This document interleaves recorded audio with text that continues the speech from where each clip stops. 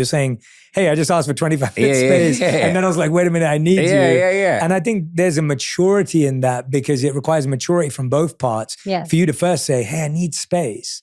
For you to say, I get it, I respect you. And then for you to have the maturity to say, actually, I want you back. Yeah. And for you to be like, not like, oh, I told you so. For you to be like, I'm here for you. Like that's not perfection. To me, that's maturity. And I think I really want people to get that from it, that you are going to have disagreements. You are going to want space. Like me and Radhi went through that.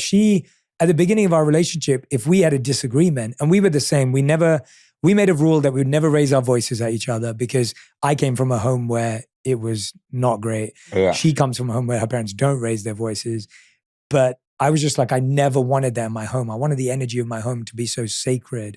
And I wanted the energy of the home to always have a space where everyone just walked in and felt like a warm hug. And I was like, we can't argue and then expect that to happen. But it took a long time for us to realize that when she, at the start of our disagreements, she wanted space. And I used to say to her, well, if you don't want to talk about it right now, that means you don't care about me.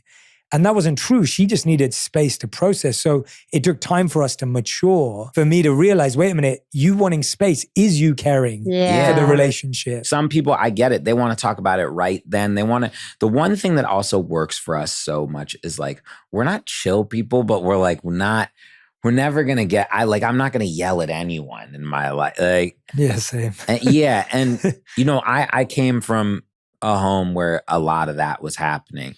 And I saw like at a young age and I was just like, well, like my parents weren't speaking the same language.